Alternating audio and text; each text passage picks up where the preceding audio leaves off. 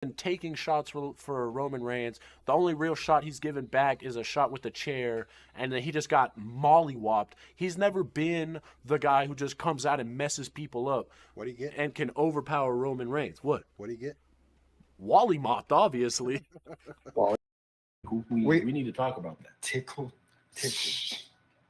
That's how the saying goes. What?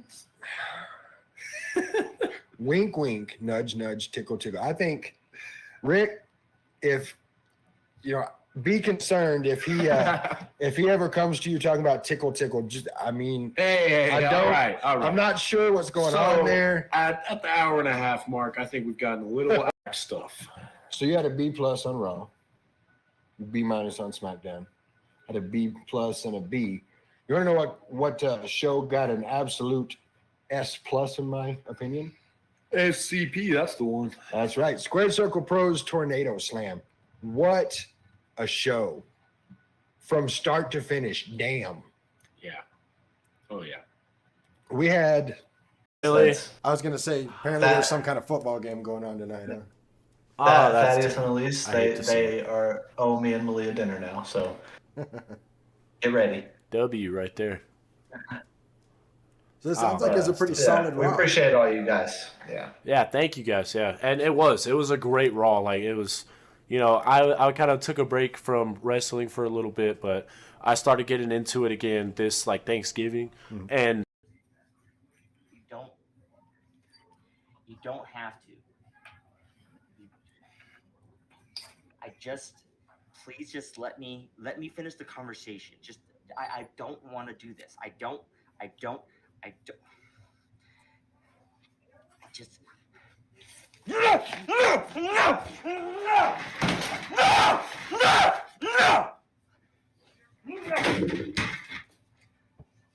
Look at this! This belongs to me! Not you!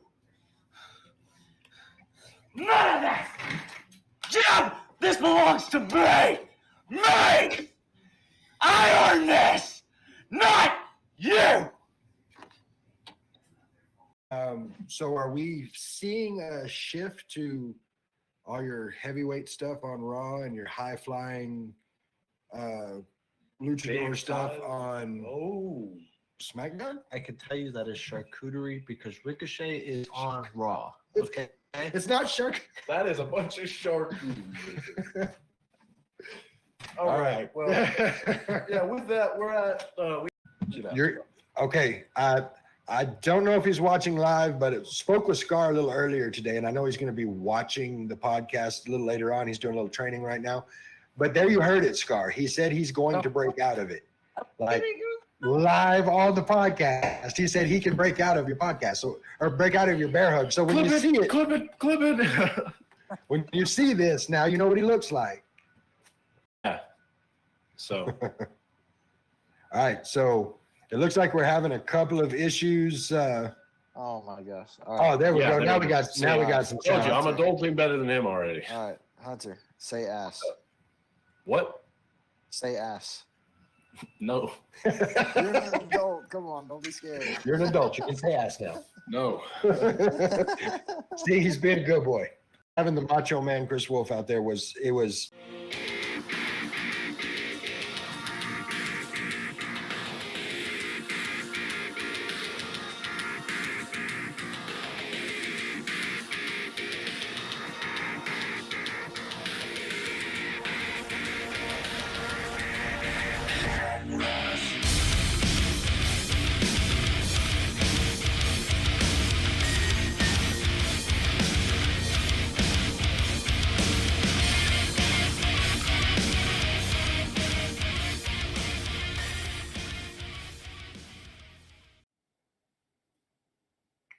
What's up, everybody? Welcome to tonight's episode of the Not Your Average Mark Wrestling Podcast.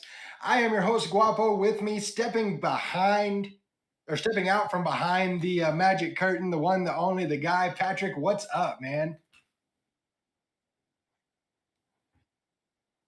So, little Guapo having to work a little late tonight. He's going to be joining us shortly, but until then, we get the guy. So before we get started, I want to say a few thank yous. I want to say thank you to Ross and the boys from Labor 12 for our intro outro music. Track's called Head Rush, album's called Monsters, and they are bangers every one. Yeah. Thank you, Mike. If you haven't had a chance, go listen to the album. They're working on new stuff. You can check them out at Labor 12. That's laborxii.com. They got some cool things going on. I also want to say a big thank you and shout out to American Legacy for our merch. We got the chance to actually have some merch out on the table. Squared Circle Pro Spring Break this last Saturday. We had hats. We've got our beanies. We've got our skull caps. Good stuff. And we get it all through American Legacy and can't thank them enough. So to Joseph and everybody working on that, thank you so much. I also want to throw a thank you out there to yes, before I do, there's the t-shirt. These will be coming soon. It doesn't like it. The camera doesn't like it, but we do have our Not Your Average Mark Wrestling Podcast t-shirts coming soon. Not available just yet, but trust me, they will be soon. I want to throw a thank you out there to everybody that joined us last week for our week-long run-up. All of our guests, Nikki Chase, Ryan Justice, Stonewall Rimson, Lilith Blood, who's in the chat with us, and of course Rick Elzy. Thank you for doing that, and thank you for everybody that came by and said what's up to us this weekend. It was cool to meet a bunch of people, and thank you for that.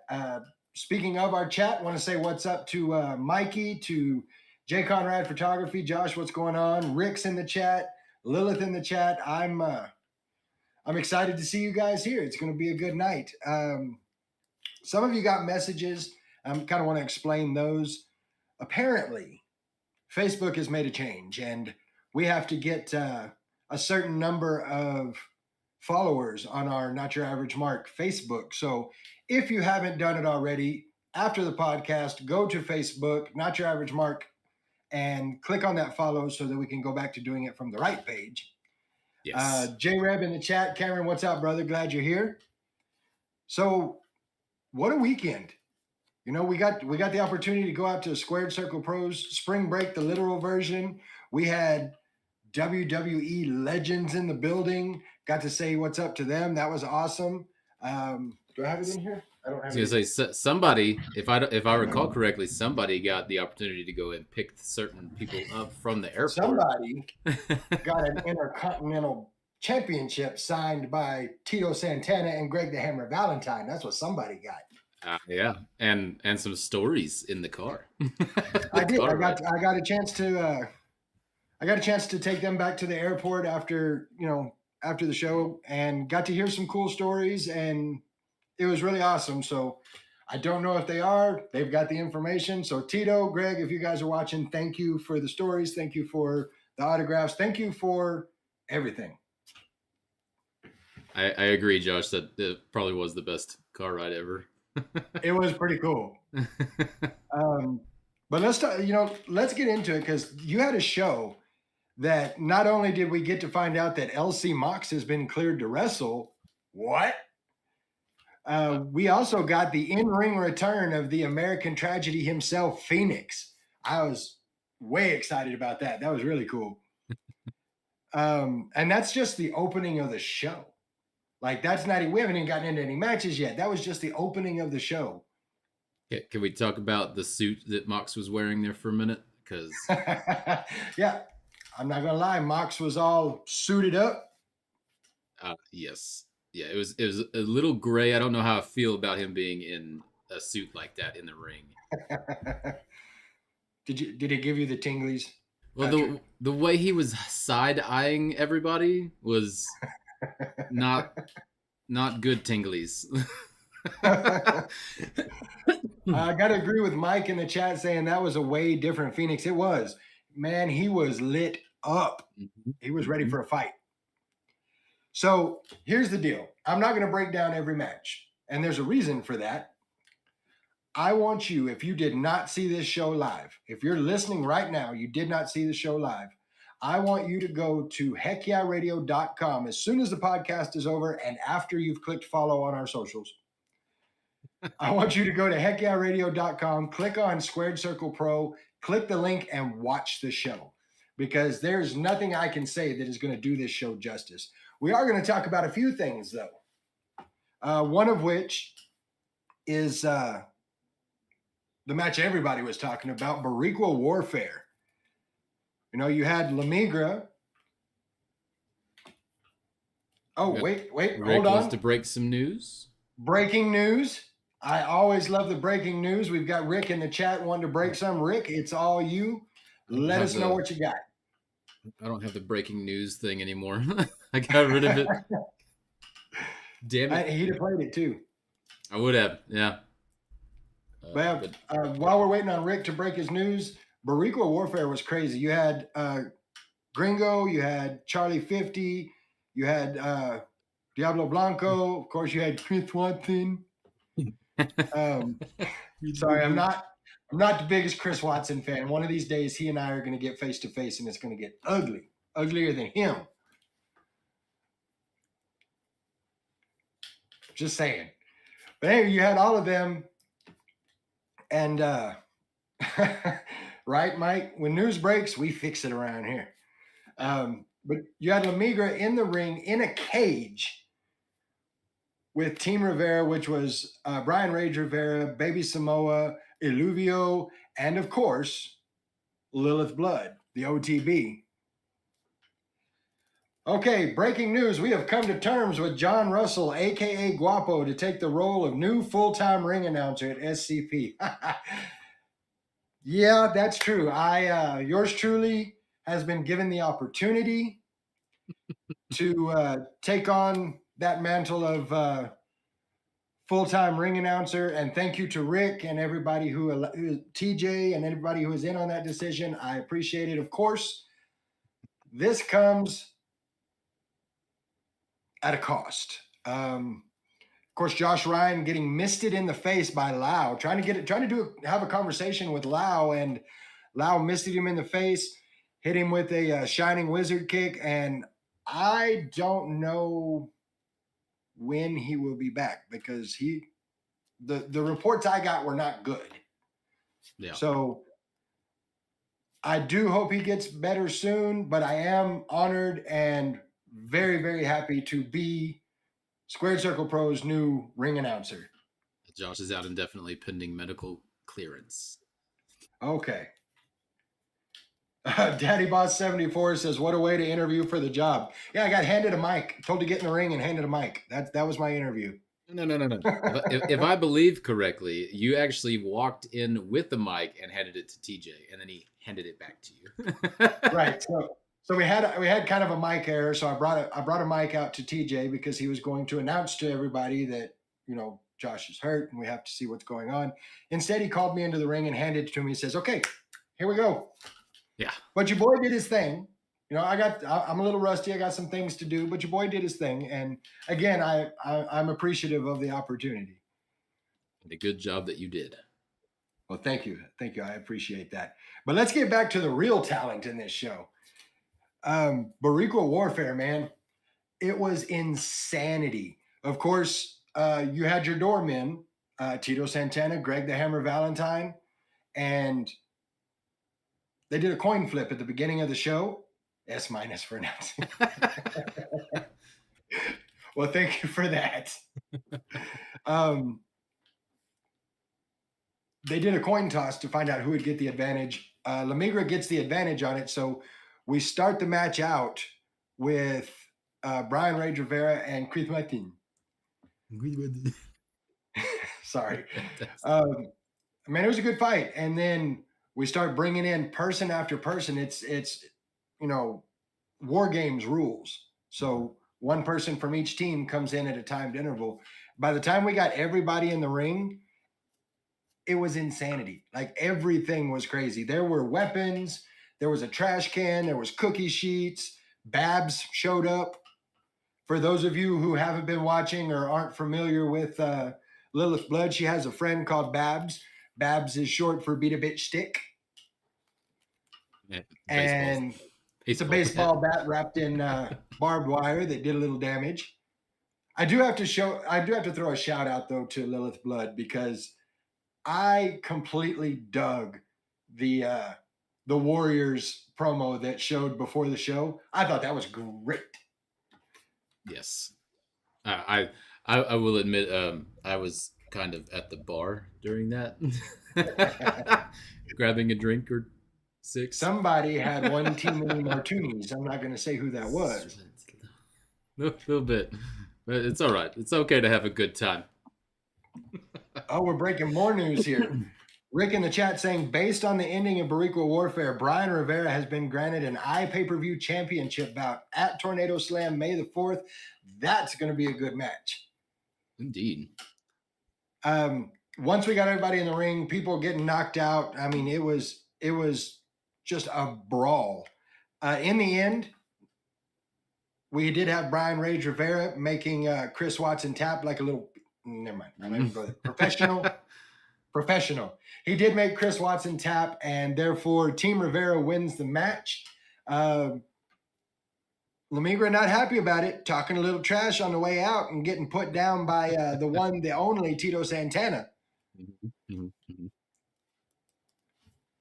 And I'm here to tell you, I was for it watching Tito Santana, especially when he hit Chris. Oh yeah. I was in the back. I didn't really get to see all of it, but I thought Greg jumped in there too, didn't he? I think Greg got a couple of them as well. It was hard to see with all the chaos, but I'm pretty sure Greg got a couple. When have you ever known Greg the Hammer Valentine not to get a couple of shots in? I mean, even for his age, he still had the guns. I didn't want to mess with.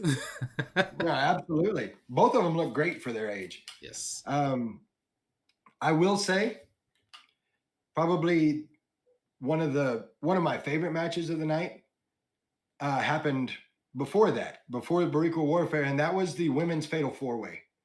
Holy hell. Like, we already knew we were going to have the guy loving that match for completely different reasons. No, there's so much talent in the ring when that happened, man. Like, and since Nikki Chase has been on the podcast, I was a big fan of the whole match itself in general, but Nikki taking everybody down the way she did is fantastic. These ladies have so much talent, and it was definitely on display during this match. And you know, they announced Nikki Chase, they announced Aaron Aris. Everybody's in the ring, and they're waiting for this fourth person. Who's it going to be? Who's it going to be? We got a returning Evelyn Carter, and I don't mean the Evelyn Carter you saw last time. No, she has gone crazy, like insane crazy. It's the red hair. It's got to be. To her. It's got to something because she was getting smacked around, and she had like a Joker-like smile on her face the entire time. It was she looked scary. Oh yeah, but it was a great match. It was in the ring, it was out of the ring, and in the end, Nikki Chase adding another win to the trophy case.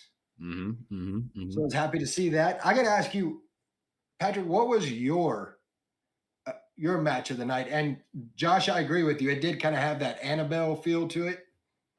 Honestly, my favorite match was the Fatal 4-Way of the women. It was just electric. They kept me entertained. I couldn't really take my eyes off the ring, and not for the reasons you think. But I mean, it really was explosive. Like, all the ladies showed up. You know, nobody was there and dragging feet. No, it was like the ladies out here are so talented, and that's another match that I really, really enjoyed was the triple threat for the West Texas Women's Championship. Of course, you had your champion Misty Marks going against what for a long time seemed like was the Divas of Destruction, because you did have Olivia Vegas and you did have I forgot her name. I went blank. See, this is what sleep deprivation does. Oh, okay. Razor Clark. You had Olivia Vegas and Razor Clark both there. Both the Divas of Destruction are there, and they worked together for a majority of that match. But as I stated in podcast previous, how long can you go like that knowing that only one person can be champ? And we saw that. We saw them start to implode just a little bit. And Misty Marks able to get the win and retain that West Texas women's title. And happy for her. That was awesome. It was a great match. Looking at the chat, Rick saying the first bout for July 19th, equal rights and lefts, has been signed. Evelyn Carter versus Morgan Mercy in 2 out of 3 falls. Holy hell. Nice. That's going to be a good one. Yeah. That's going to be real good. She and Evelyn, there's history there between Evelyn Carter and Morgan Mercy. Like they have some animosity to work out. And in a 2 out of 3 falls match, they got plenty of time to do it. So I'm excited to hear about that. I just can't wait to see Evelyn Carter do more crazy. I mean, I'm down with crazy Evelyn Carter. Like when she was announced from, from the I think it's the Terrell Asylum. Oh, okay. So Yeah, I dig it though. I really did. And then I guess one of my other matches I really, really enjoyed, we had a 2-on-5 handicap match with the Gallery of the Damned going up against our boys in Downfall Cathedral. What a match. Like there for a while, I'm not gonna lie, our boys was getting beat. Like the Gallery of the Damned had the quick tags. They were in, they were out, and all of them using everything to their advantage and doing a good job with it. But you can't keep Downfall Cathedral down. You just can't do it. And we got to see a flying Ryan Riven yes. landing on everybody over the top rope onto the floor. What a match. And of course they end up with the win in the end. And I saw something after that I wasn't quite prepared for. Gallery of the Damned grabbing a couple of people out of the crowd, throwing them in the ring, giving them a beat down. Mm-hmm.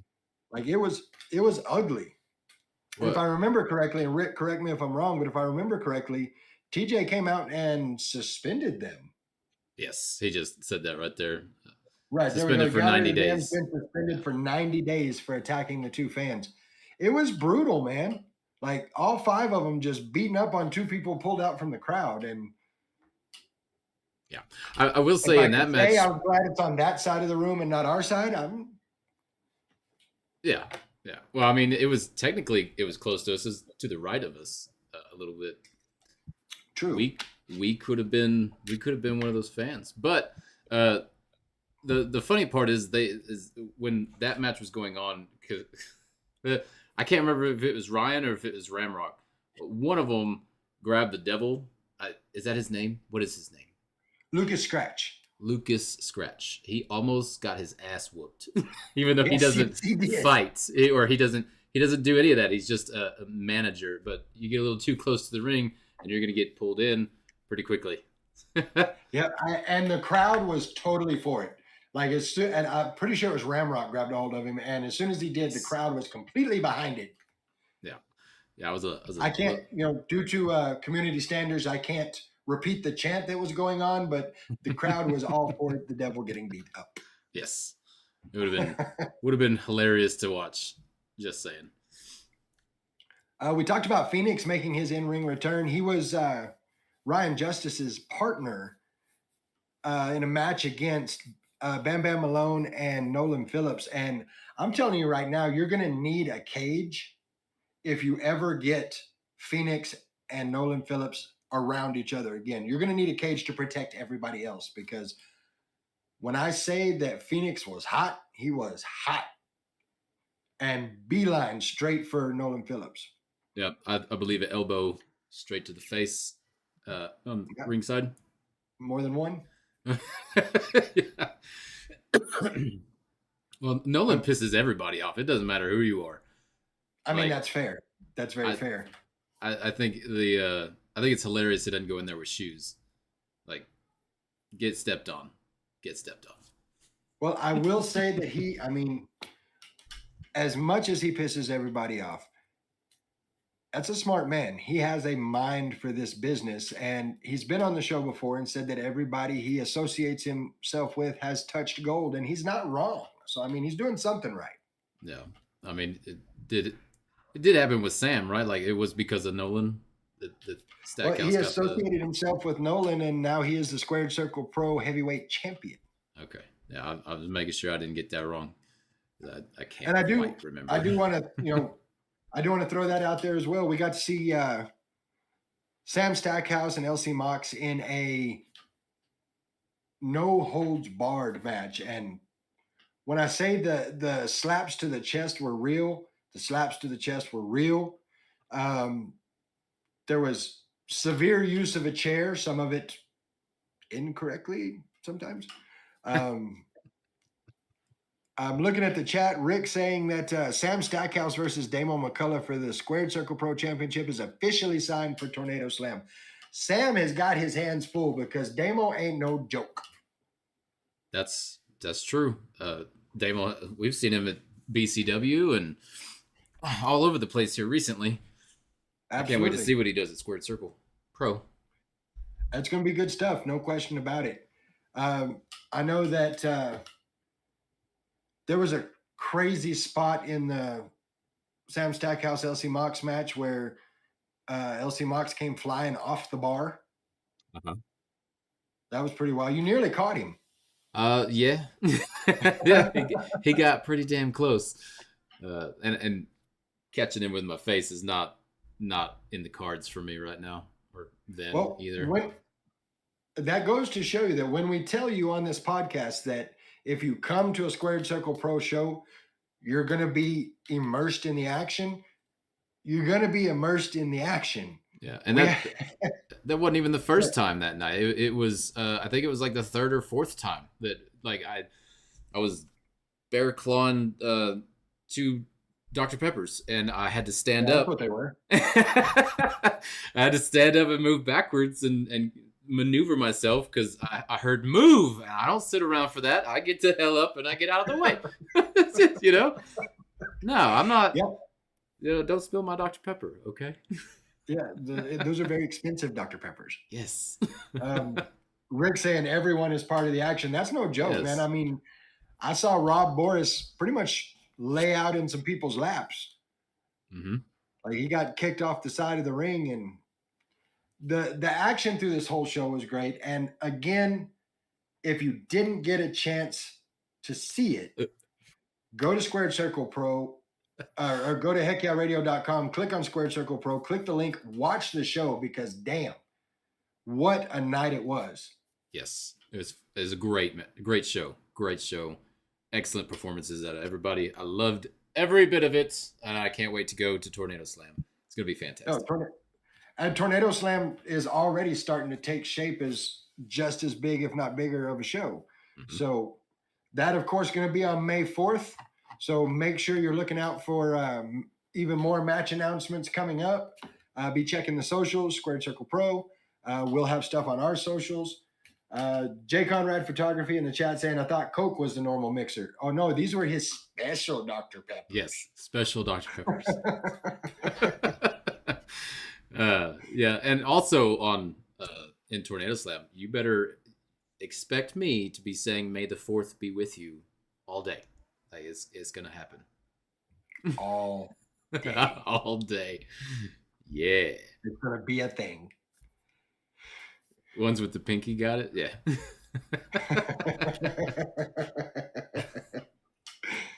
Now, Rick, said you would like a special Dr. Pepper. if I believe correctly, didn't you have a special Dr. Pepper?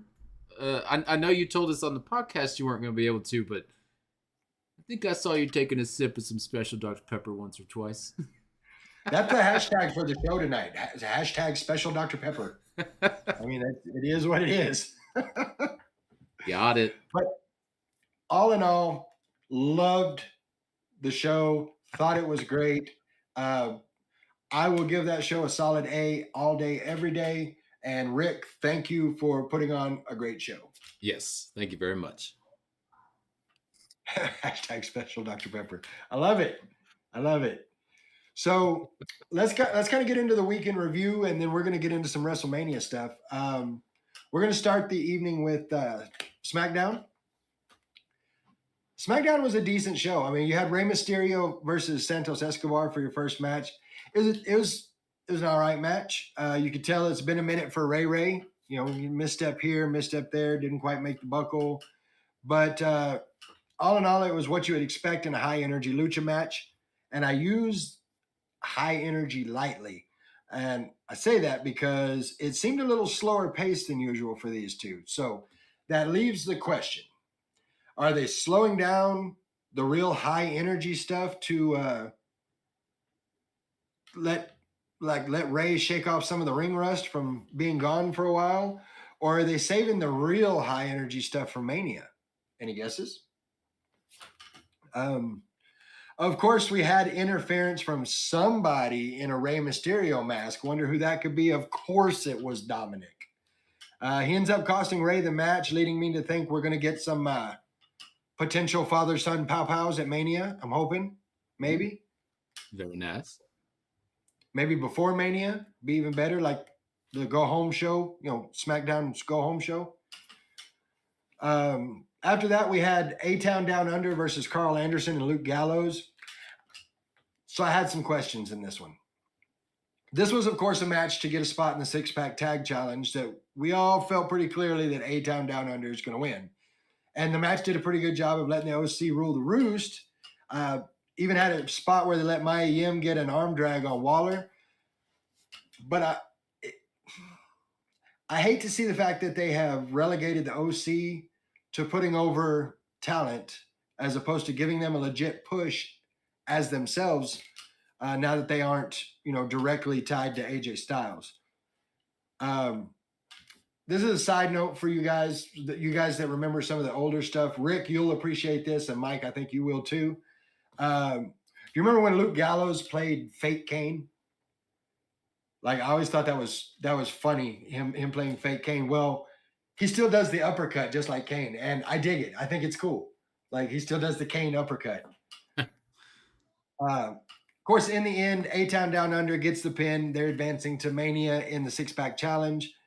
Can't say I'm surprised, but I really would like to see better use of the OC guys. From that, we went into Naomi versus Io Sky. Before we go into that, let's see. Rick says, let them cook. I have a feeling the OC stuff is going to bust after Mania. I hope so, man. I really do. Naomi versus Io Sky. We got a little bit of everything in this one. It's definitely a match to build story for Mania. It's time. Pre-match, Naomi talks to Bianca, talks to Bayley. Of course, they don't like each other, so there's all of that. Comes time for the champ to come out, and she's late because, of course, she and the rest of Damage Plan are busy beating up Bayley.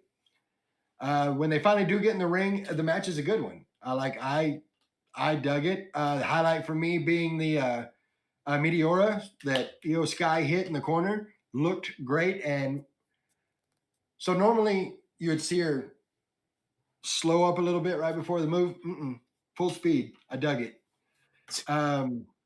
Both ladies put on a good showing, and it looked like Naomi had it till, of course, Damage Control comes out, puts the beat down on Naomi. Bianca comes out to help her, but in the end, it's Damage Control standing united in the ring.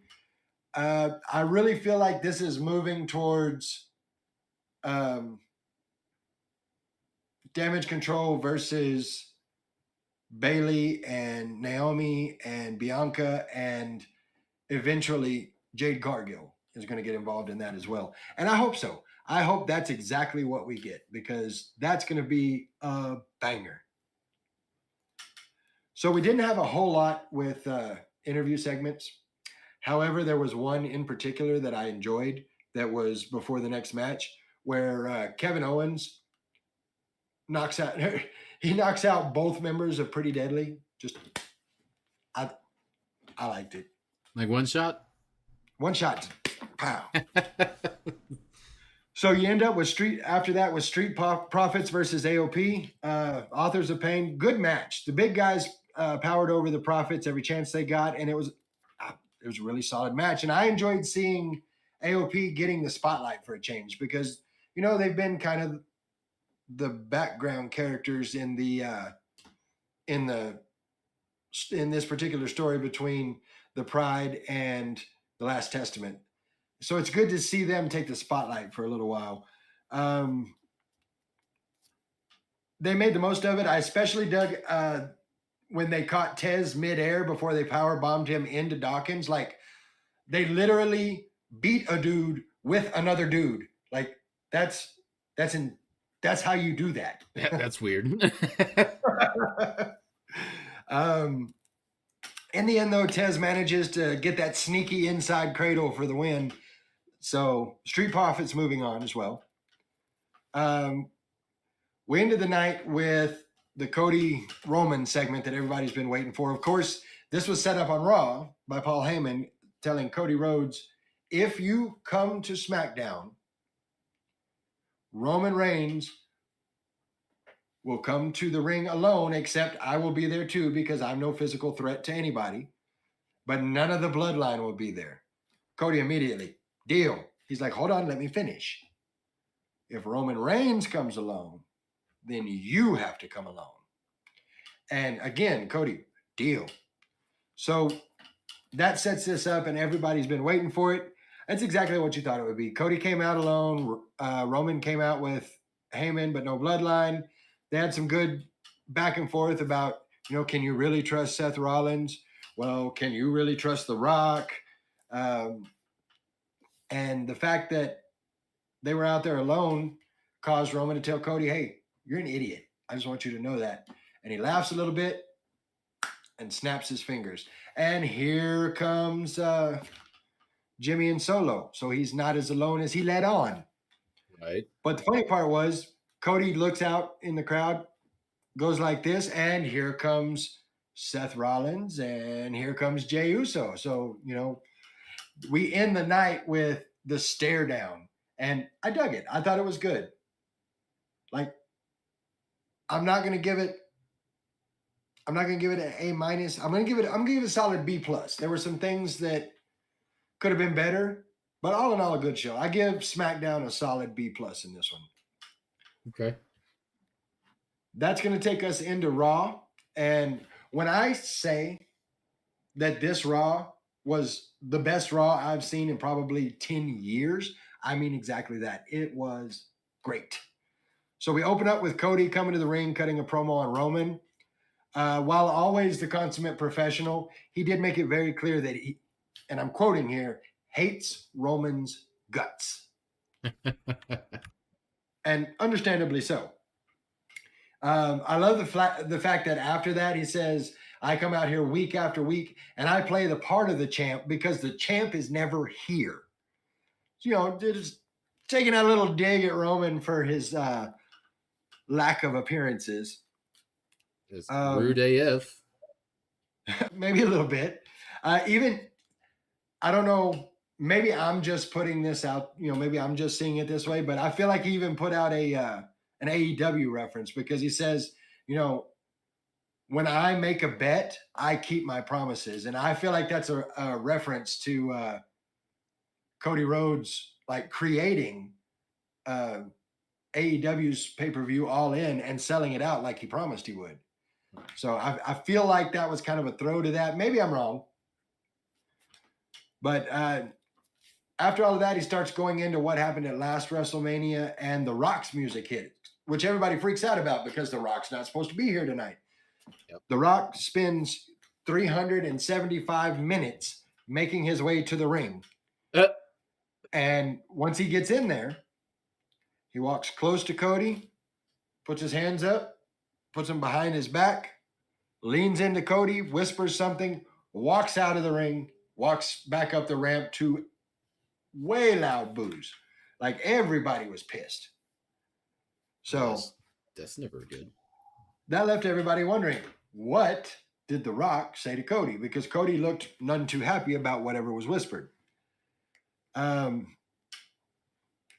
We went from that into a match that I thoroughly enjoyed. It was Ricochet versus JD McDonough. I like the fact that they're putting these two together because the chemistry between them is amazing. I could watch them wrestle every day. So I feel like one of the things they did was they put JD McDonough in this to show, hey, JD McDonough he can go, he can fight, He's just not that guy from Judgment Day. So like I said, the chemistry between them is great. They sell off of each other very well. Of course, we got interference from Dom because that's what Dom does. Great A match to start Raw, though. This is going to be another thing that I'm sure Rick or Mike is going to enjoy hearing about. Before I say it, though, Rick saying he said, "Tonight I'm going to make you bleed." That's what The Rock whispered. Oh, okay. One of the things that was said during the Ricochet JD McDonough match was, I guess before I say that, Ricochet gets the win, and a well-deserved one. It was a great match. But one of the things that was said during the match, Michael Cole says Ricochet was quick as a puma, and it made me laugh a little bit because I don't know if you've ever looked at any of the Lucha Underground stuff, but in his Lucha Underground days, Ricochet was known as Prince Puma. So it's just funny to hear him say he's quick as a puma. So just a little thing there. We go out of that into the best promo in the world. Like, I dug the hell out of this. I call it the best in the world because, of course, I'm talking about CM Punk. He comes out to a huge pop because he is in his hometown. Prince Puma. Yeah, I figured Rick would like that. Punk comes out, huge ovation when he does, and he starts talking. Of course, Drew's going to come out, and a little later, Seth is going to come out. But the one-liners throughout this whole thing were outstanding. Punk talking about The Rock and how he hasn't heard The Rock say anything about him, and that maybe it's because The Rock remembers that 10 years ago, his arms were just too short to box with God, which is a throwback to some 2013 punk rock stuff. So I dug that. Seth threw out something. They were trying to figure out what part CM Punk is going to play in the match between Seth and Drew McIntyre. And he was like, I could do commentary. I could be a referee. Maybe this match needs a special guest referee. Because, of course, we all know that CM Punk is the best in that ring, on that mic, even in commentary. Yes, I had to throw that out there. Seth saying, I don't care what you do. And he's like, maybe I'll be the special guest ref. He's like, that would be great, except, that arm that you've got all screwed up, that's your counting arm, so you can't do that. Punk said, let's see. And he hits the mat, 1, 2, 3. He says, looks like it works to me, which everybody popped for. It was cool. Does it have to be that specific arm, or can it be either one? It can be either one. That's what I thought. I'm not crazy. You even had Drew taking some digs here. He told CM Punk, but for those that don't know, and yeah, I'm talking to you, Patrick. CM Punk has been straight edge. He doesn't do any of the bad things, and Drew made a point of bringing that up, telling him that you don't drink, you don't do drugs, but you're always in rehab. Which I was like, okay, that was a low blow, but I dig it. And Punk, not to be outdone, came right back at him because, Drew McIntyre reminded everyone, I'm the chosen one. And before he could get anything else out, Punk saying, chosen by who? What's his name? Say his name.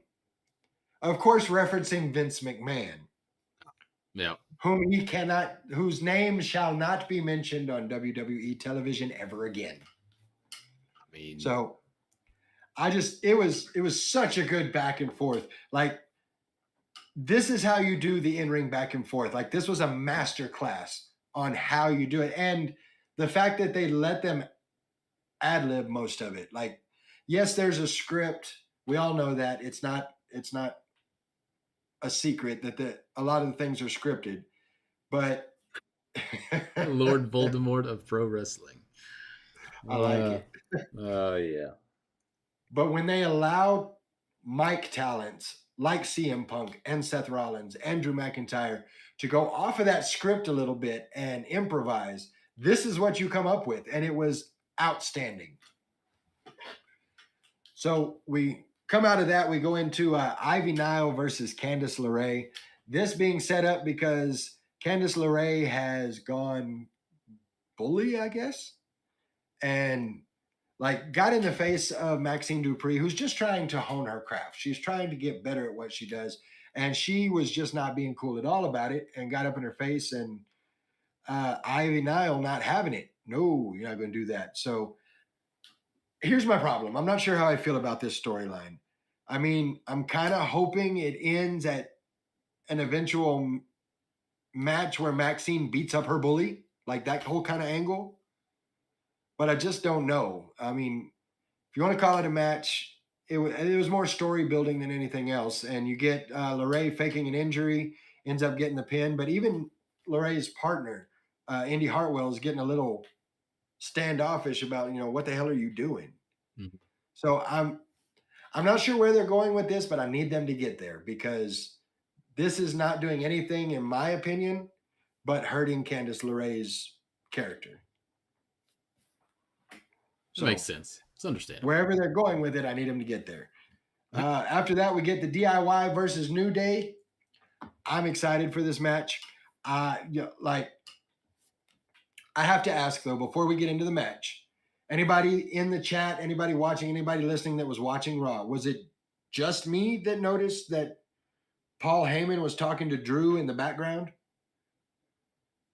Like that was the whole thing. And we find out later why that was, but yeah, he was, they're making use of that. They're making use of that in the background. You might notice it, you might not, kind of thing. So I like the fact that they're doing that. It adds another layer to it, and I dig it. Rick saying, as far as Candice LeRae goes, that she's becoming heel so she can feud with Indy, and I see it happening, but there has to be something where Maxine Dupree gets her revenge, and I just want to see it. So this match had everything I wanted. You had Miz and R-Truth at commentary. You had their partners in Regeneration X, DIY in the ring with the New Day, ready for this match because it's going to be great. But of course, I don't get to see this match because the Judgment Day comes out and beats down everybody. It was kind of funny to see them all kind of gather up on R-Truth. R-Truth, of course, on commentary, got the headset on. He's like, go to commercial. Go to commercial. That dude makes me laugh every time he's around. R-Truth is a national treasure and should be treated as such. Mm-hmm. So the Judgment Day, of course, laying him out. I'm going to throw it out there. I know we're not doing WrestleMania predictions until next week, but I'm putting this out there so that it's in the world, so it will happen. Picture, if you will, we're at WrestleMania and the lights go out and you hear, dunk, dunk, are you ready? Place goes nuts because, of course, that's DX's music. And you cut to a shot of Triple H and Shawn Michaels looking at each other like, what? Did you do this? Because I didn't do it. The DX symbol comes up on the Titantron, and the D gets covered up by a piece of tape that has an R on it, and we get Regeneration X. Make that happen. What the fuck? Like, I need that to happen. Make it so. I mean, Rick saying now that he's doing his rap entrance again, I'm out. Rick, what's up? Tape. Sorry, I had to do it, Rick. I had to do it. So we get the beat down, and here's the fun part of this match. Because the Judgment Day interfered, beat down everybody, it's a no contest. This match, the winner of this match was supposed to go into the six-pack challenge for the tag team titles. It was no contest. Neither one of the teams are going. That leaves an open spot. Do we have any guesses on who might fill that open spot? Dudley Boys. A little less obvious. I've been hearing rumblings and rumors that we might see the Dudley Boys because it is WrestleMania 40. I mean, this does kind of open up a spot for the Dudley Boys to show up. Yep. So we come out of that one. We get Andrade versus Giovanni Vinci. This was supposed to be against Ivar. Initially, it was supposed to be Andrade and Ivar. Unfortunately, Ivar not medically cleared to go, so last minute Giovanni Vinci gets put in. It's a good match. Like, Giovanni Vinci is a great worker, as is Andrade, but this was a good way to keep the push going for a returning Andrade. Like, I had forgotten just how good he is in the ring, and he got this move where he got whipped to the ropes, laid up in the ropes, and just kind of put a hand. You know, he's laying between the bottom and the middle and the top rope, just laying there, just chilling. Like, it's easy for him, and I love that. Andrade picks up the win, gets a huge pop from it. I dug it. We get Rhea Ripley comes out with Dom. Dom getting a lot of camera time lately. I wonder why. She goes out there and says, "I don't feel like I'm getting enough attention." And Dom gets the panicked look on his face, like, "Oh no!" Like, trying to figure out, am I not doing something? But of course, she's not talking about Dom. She's talking about Becky Lynch, because Becky Lynch is having matches instead of concentrating on Rhea. Rhea's not happy about that and starts talking trash, and out comes Becky. I like the back and forth. Like, they do well with the back and forth. Never have been much of a Becky on the mic fan. Like, she's got her spots. Like, when she first came out with the "Man's Come Round to Insert Your City Here," I dug that. Like, I like that. But the back and forth has never been her strong suit, in my opinion, but she did a really good job Monday night. She threw out the fact that Rhea doesn't wrestle on Raw anymore. Mm-hmm. You know, you wouldn't know what it's like to have these matches, because I forgot you don't wrestle on Raw. Oh. And Rhea was right there with the retort and said that I can just put a video up and watch these freaks eat it up. Why would I be in a match? For those that are unaware, Rhea Ripley in a match, it's a house show. Rhea Ripley's in a match against Nia Jax. Nia Jax goes to do the stink face in honor of Rikishi, another Bloodline original. Mm-hmm. And Rhea kicks her, gets out of it. They fight a little bit. Nia ends up in the corner, and the video circulated everywhere of Rhea Ripley grabbing her tights, pulling them up the way Rikishi did, and giving Nia a stink face. So when she says that she can put a video out and watch the freaks eat it up, she's not wrong. She was telling the truth. I haven't seen that circulate yet, so I will. Yeah, I'll send that to you. The biggest thing for me, though, in this whole thing was Rhea looks Becky in the face and says, "I hope your daughter's here, because I want you to see your daughter call me mommy." And I thought she was going to snap right then and there. But Yeah. Becky got very, very emotional and said something. Oh, I'll talk about that one in a second, Mike. But she got very, very emotional and said some things that almost felt shoot.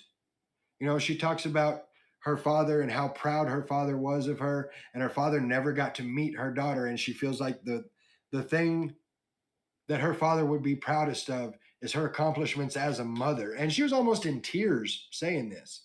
And she says, "So when you say something about my daughter, that's not a joke to me." And then she brought it back to their match by saying that and pointing at the title and says, "Is not a joke to me." And Rhea goes to leave the ring, and Becky talks a little trash, and Dom decides to step up. You know, nobody talks to his mommy like that. And Becky laid him out. Just straight up laid him out.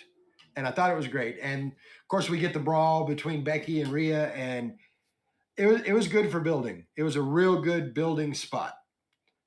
After that, we get well, before I get into that, Rick saying, "I think the final team is going to be the War Dogs." I mean, it's possible. It is possible. I mean, I want to see it be the Dudley Boys, but the War Dogs is possible. Or maybe, are you talking about the Wolf Dogs? The Wolf Dogs?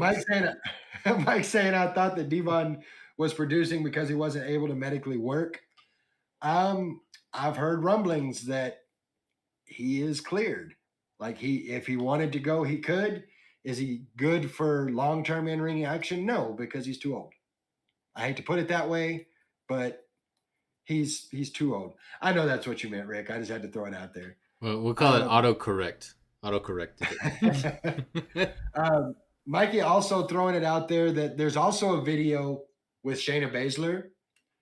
So Rhea does the same thing, hikes up her shorts and does the stink face. Shayna Baszler says, wait a minute.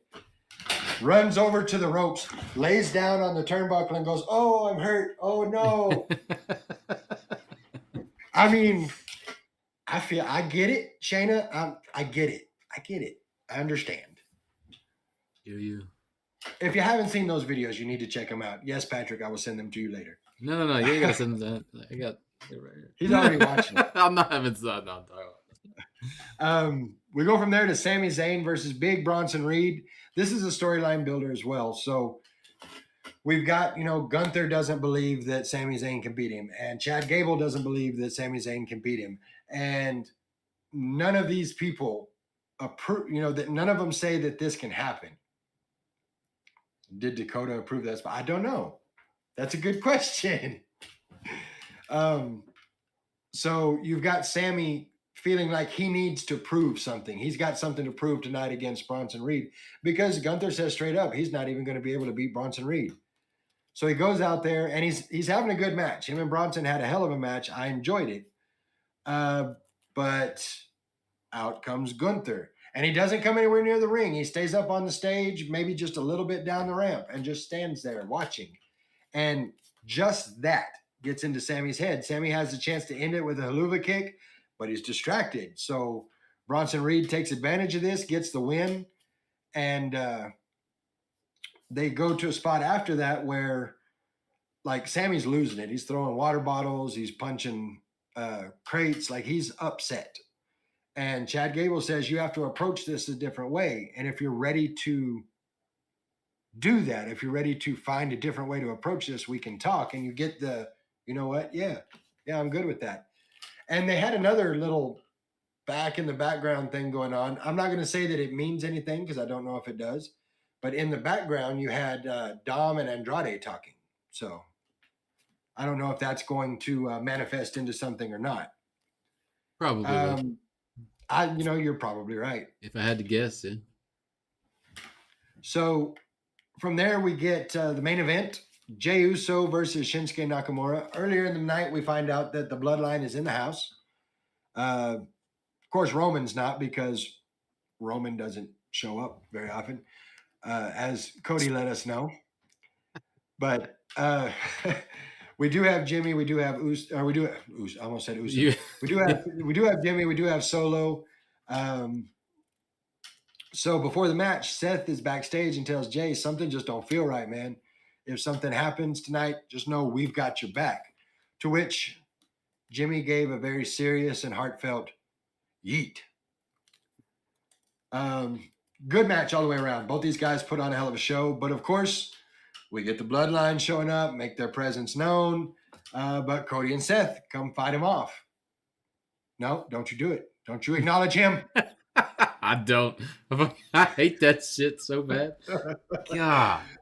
But we do get the Bloodline come out. Seth and Cody come out and fight him away. Drew is out there, and we had the whole Drew talking to Paul Heyman thing earlier. Drew grabs a hold of Seth, hits him with the Future Shock DDT outside, just lays him completely out. Jay hits the spear, gets the win on Shinsuke Nakamura, and the fight between Cody and the Bloodline, it continues. Cody is the closing moments. You get to see Cody leaving, and Cody gets jumped by The Rock, and it was an all-around beat down. Like, Cody didn't stand a chance in this. The Rock kept saying, "Look at you now," and I don't know if he's having like a Kofi Kingston moment. Like, when did he get the Samoan accent? Like, he never had that before. So now he sounds like he's Samoan, and which is cool. I don't have a problem with it, but where was that before? Like, it just kind of showed up. But I'm saying, look at you now. But he's now the final boss, so he has to change tactics, right? All right, I'm going to say this out loud in front of God and everybody so everybody hears it.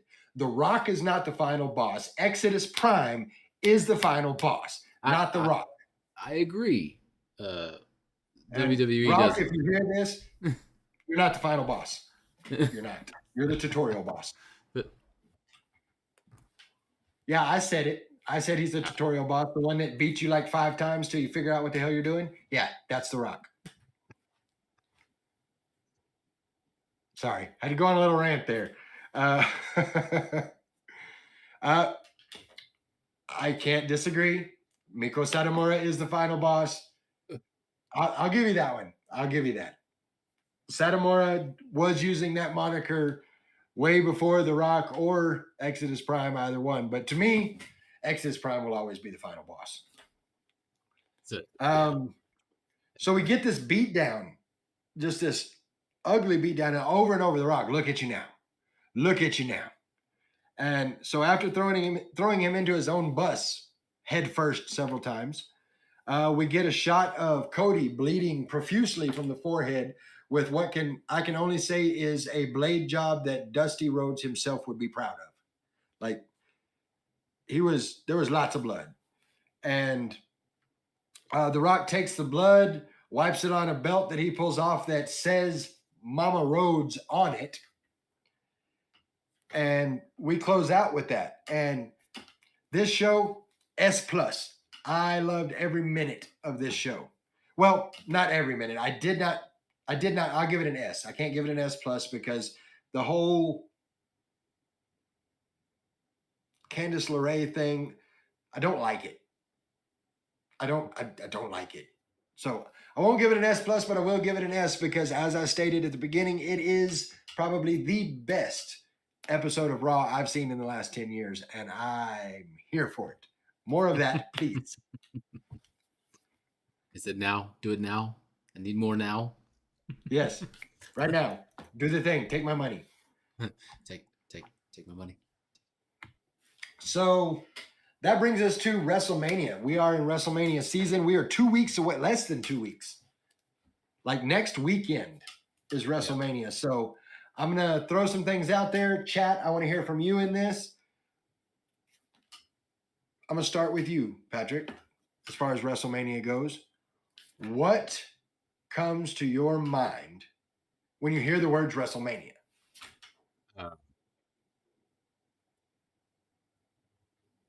You got me out. You got me off guard here. You can't put me on the spot like that.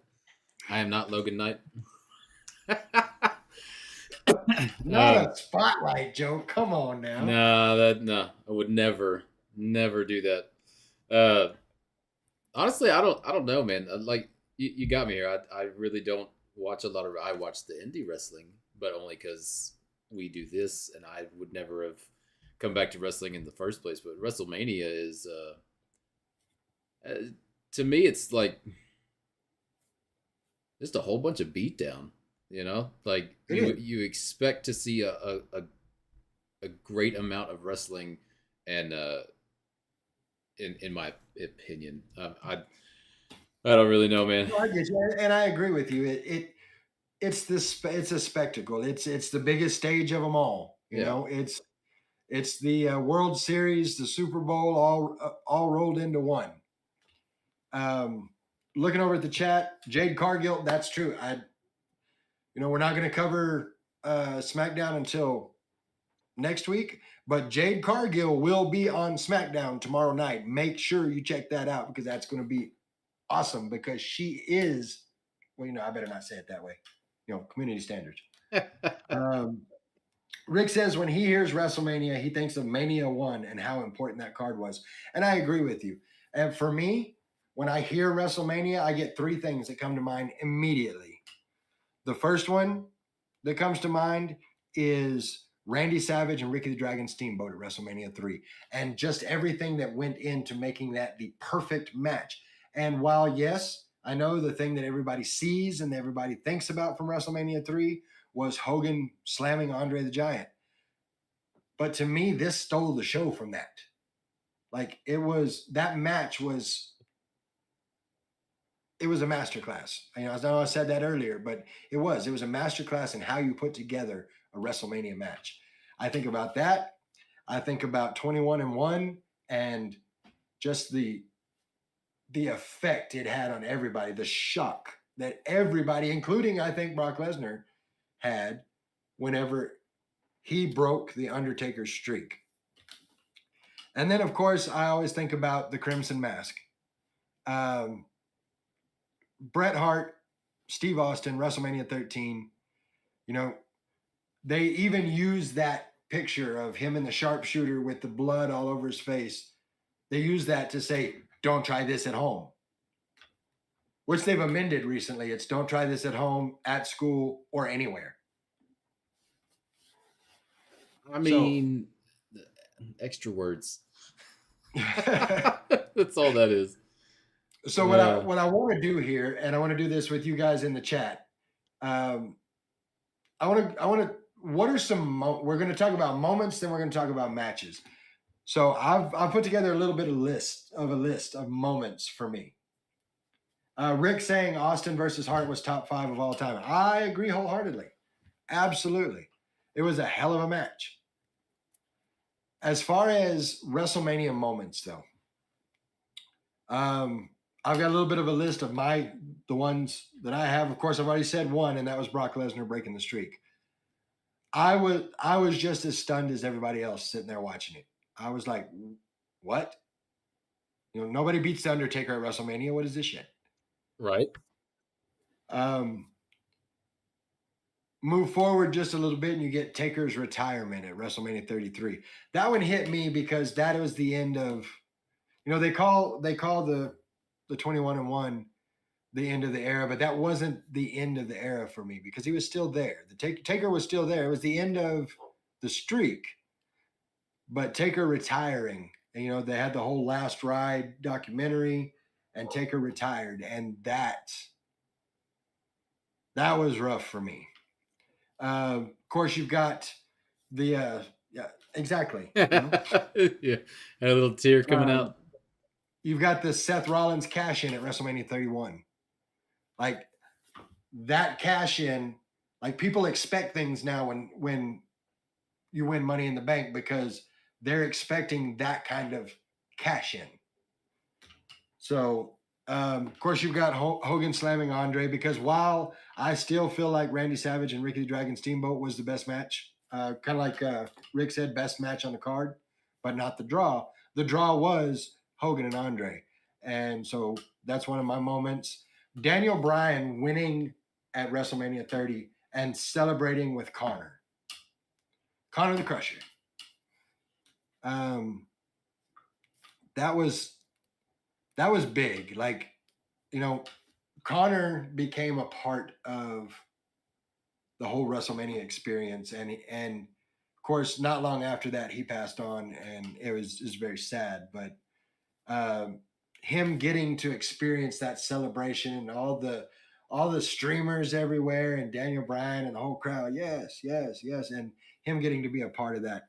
That was a big moment for me. And of course, WrestleMania 17, all of WrestleMania 17 was great. But the thing that sticks out to me is Edge spearing Jeff Hardy from the top of a 20-foot ladder onto the mat. That was, man. That's still circulating like around the internet recently. I've been seeing a lot of TikToks with that, and I guess it's because WrestleMania is coming up.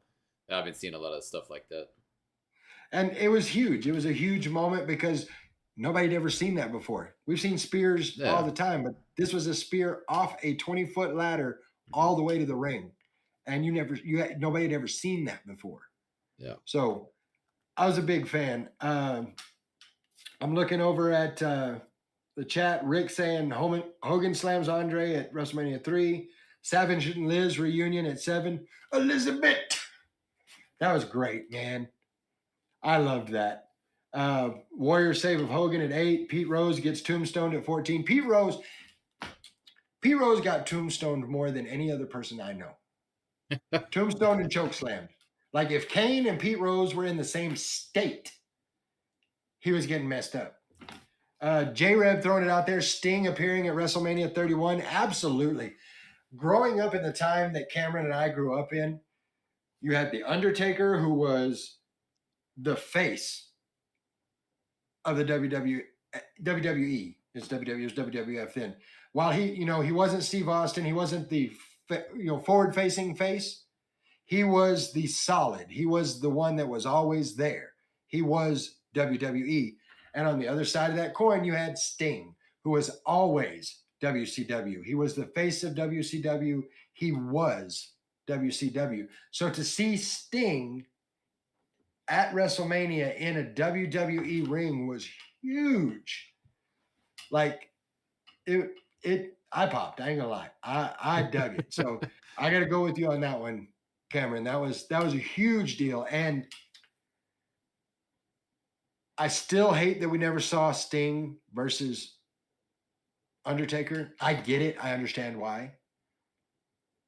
And a lot of people are saying, well, Undertaker said he would come out of retirement for a match against Sting. I don't want to see it now. Yeah, it's Sting is it's way 65 too years late. old. Mhm. Sting is 65 years old. I don't want to see him and Undertaker going at it. Yeah. Undertaker's got a few miles on him as well. And I'm not saying that's bad. He's distinguished. Very distinguished. Inside joke there, my bad.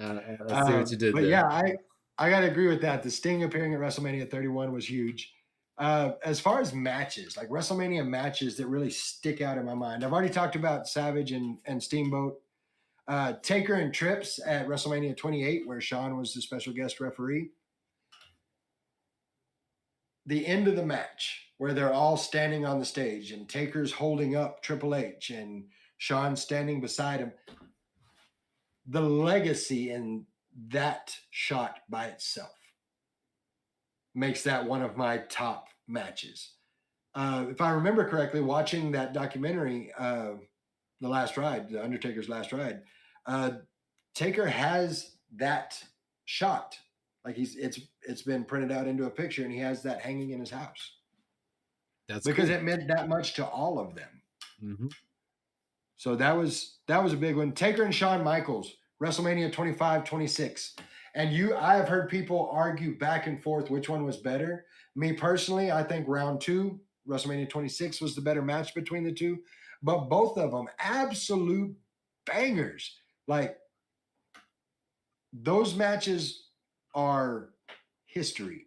Those matches will be talked about for years to come because they were that damn good. Do you remember which Mania was the only one to have the Star Spangled Banner sung, and who did it? I don't remember what number it was. Like, I'd have to do the math, but if I had to take a guess, I would say WrestleMania in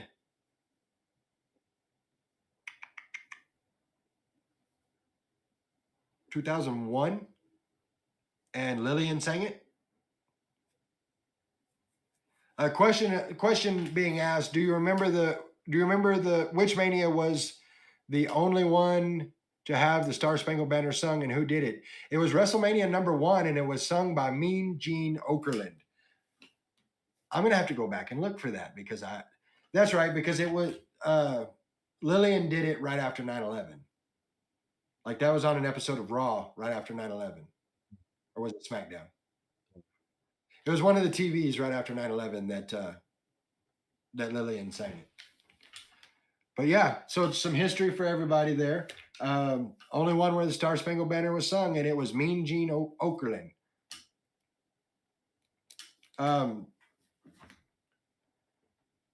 America the Beautiful is always sung, right? And we've heard that several times by several different people. But no, that's some good trivia. I didn't know that, Rick. I appreciate you putting that out there. Google did. We also, looking back at matches, Rock and Hogan. Not because I like Hogan, not because I like The Rock. He's not the final boss.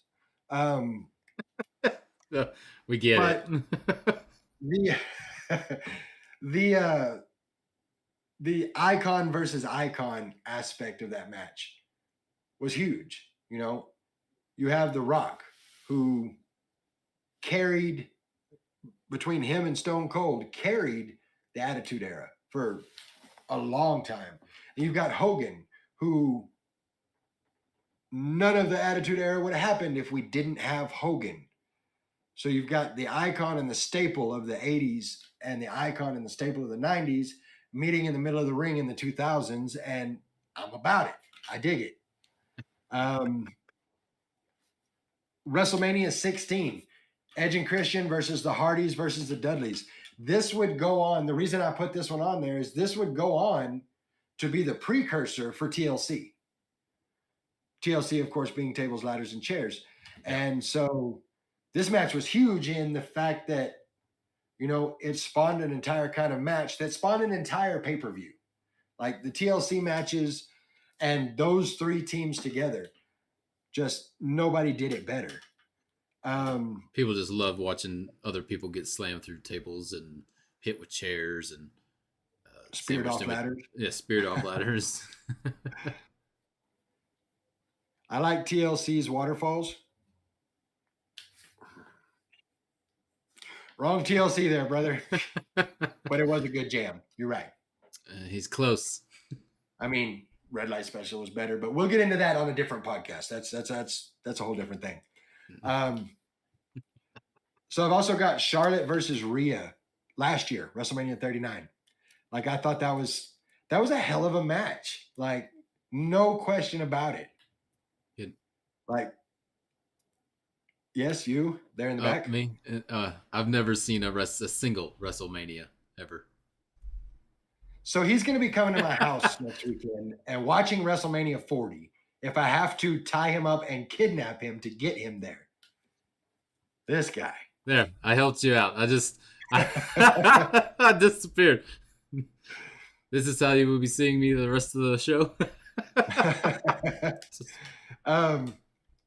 No, Charlotte and Rhea was a great match, and it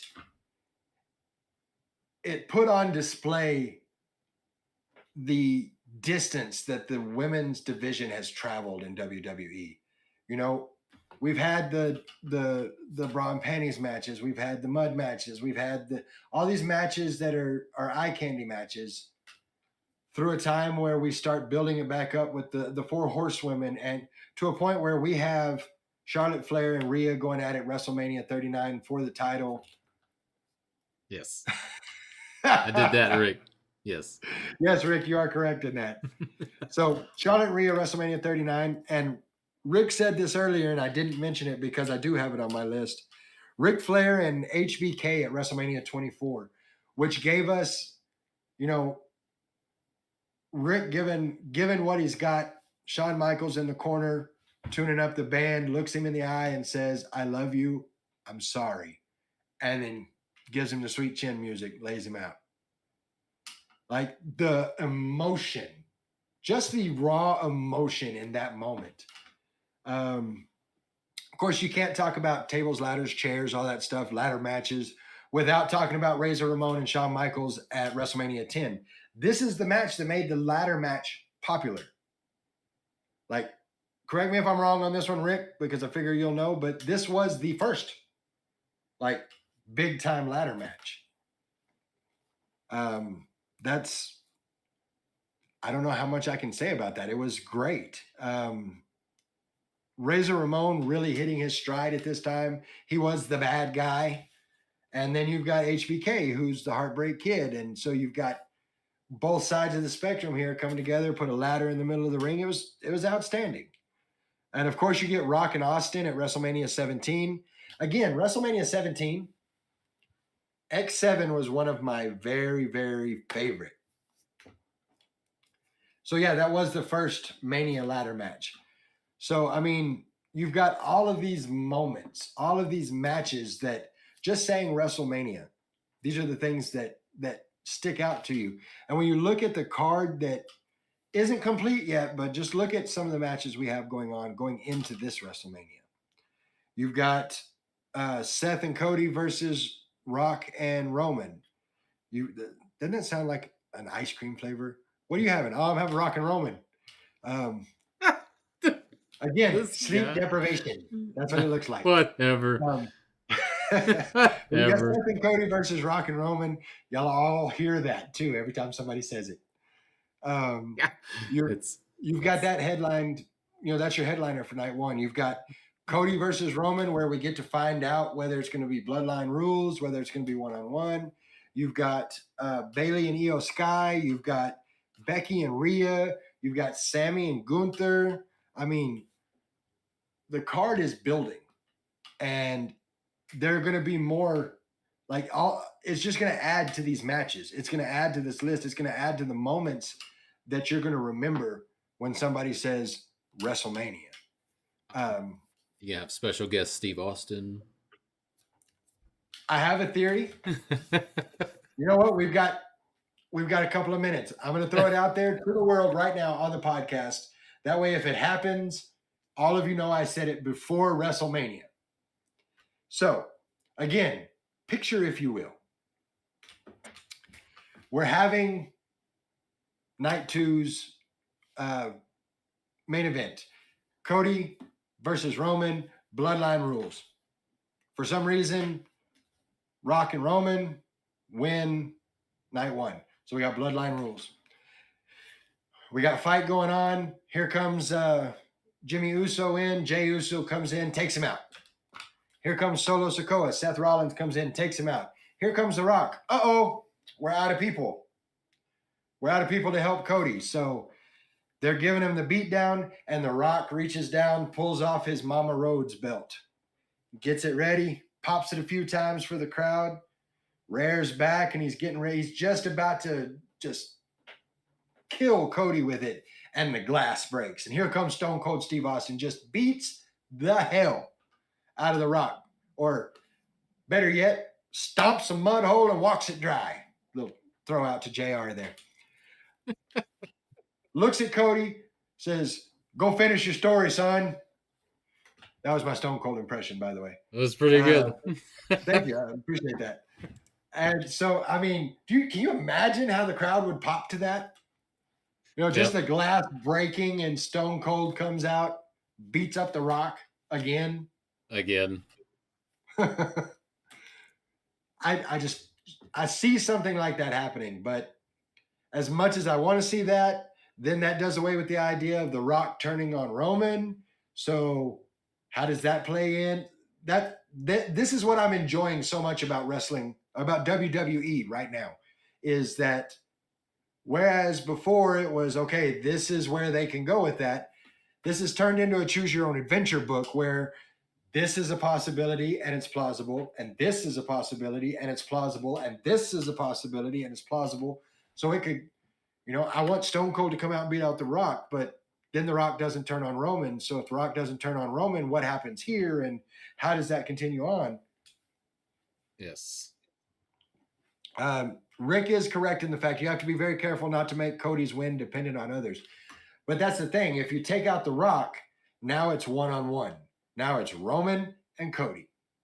Mm-hmm. So that just took everybody else out of the equation. I do want to ask a question, though, to everybody.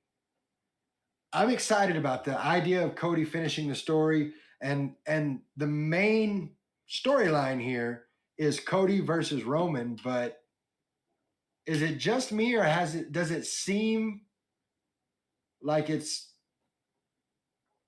we've moved Roman to kind of a background character, and it's Cody versus The Rock? Because that's what I'm getting. Like, I would like to see, especially on SmackDown tomorrow, on Raw Monday, and on the Go Home SmackDown, I need to see more of Cody and Roman and less of The Rock. Like, I get it. He's The Rock. He's the freaking boss. I get it. Like, he is, all of his flowers to him. He carried the company for a long time. But that's not the storyline. The storyline is Cody and Roman. So I really, in the next 3 shows, want to see Roman move out of that little brother feel and get back to it being Cody and Roman. Yeah. So, I agree with you. I think The Rock has kind of taken that away from Cody or from Roman. Like he put himself in front of Roman more for whatever reason. I guess it's because of the Cody crybabies, as he referred to us, or everybody else. You know what? I'm a Cody crybaby. I'll say it. All in all, though, I mean, while there are some things that I feel like could be tweaked, WrestleMania is going to be insane.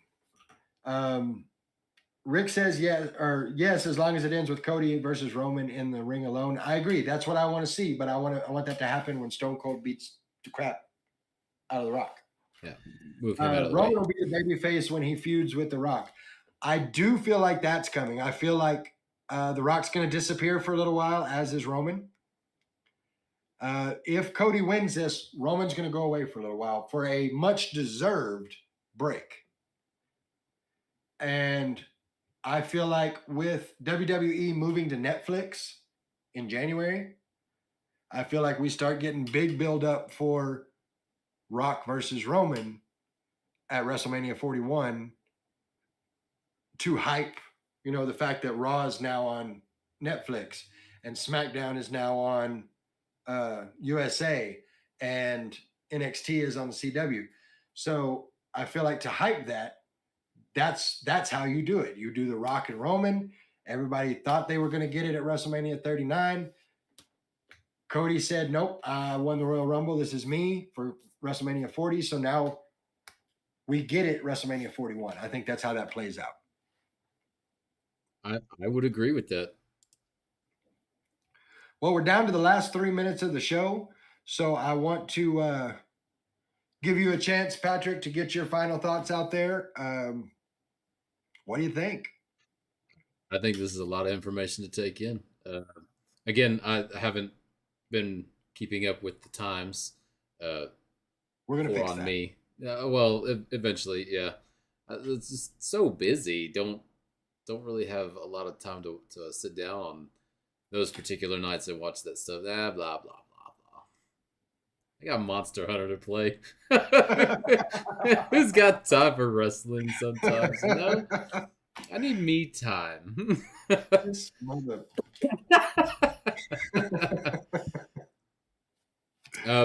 in all Give your final seriousness, thought. in all seriousness, though, I appreciate everybody that has made this possible, having us come on their shows and everybody that comes onto our show, and we love everybody, and we couldn't do this without you guys. I appreciate it very much. This is really fun for me, and I'm sure for Guapo as well. And Yes. And me being either behind the scenes or in front of the scene, it doesn't matter to me. I have a good time, even if I'm just listening, which is most of the time when this happens. Sadly, unless it's a Squared Circle Pro or BCW show, like I can get into those. I could talk about those, but everything WWE related right now, I can't say nothing about. So, but that's all I got. I got to go with Cameron on this one, man. Everyone has at least 4 screens on them at any given time. You can use one of them for show research. Oh, and TikTok does a very good job of keeping me up to date on certain things. Look, go to Peacock. I don't do that. Go to the Peacock app and you can watch all the WrestleManias. They're all there. That's like that's like a whole season of anime that I have to sit down and watch, and I don't want to do that either. So, Well, as far as final thoughts for me, I couldn't agree more with you. Thank you to everybody that watches, everybody that listens. Thank you to everybody that lets us do this, lets us be in this crazy world. I want to say a special thank you again to Rick and to Mike for letting us into the promotions, letting us be a part of the BCW family, letting us be part of the Squared Circle Pro family. It's always a great time for us. I might have to get to work on pronouncing people's names because I'm a ring announcer now. hell yeah. I do appreciate everyone, and make sure while it is WrestleMania season, and that is awesome, and we're going to be checking out WrestleMania, make sure you're checking in on your independent wrestling as well. If there's a show going on anywhere near you, go check it out. You're usually not going to spend more than $20, $25 tops, and that's at some of the bigger ones. So go check them out, because I'm going to tell you right now, there are people that I saw on the SCP show on Saturday that I can just about guarantee you at some point in the next 365 days, you're going to see them on a roster on one of the big promotions. Mark my words. And for So, J, sorry to interrupt your final thoughts, but J Reb, we don't have merch links yet, but they will be coming as soon as possible. yeah, as soon as we've got everything lined out, we'll put the links out. We got to figure out the whole store thing. But once we get that done, we will have merch links. Got some merch headed your way, J-Rib. And, Patrick held up the shirt earlier. We will be having Not Your Average Mark Wrestling Podcast shirts very soon. But I guess as far as it goes, that's going to do it for tonight. So, again, thank you to everybody watching. Thank you to everybody listening. We will be back next Thursday to do WrestleMania predictions and get ready for the big show. And no, I'm not talking about Paul White. That's a whole different thing. Until next Thursday, thank you for being here. We love you guys. I'm Guapo. That's the guy. And we're Not Your Average Marks. We'll catch y'all Thursday. Yeah.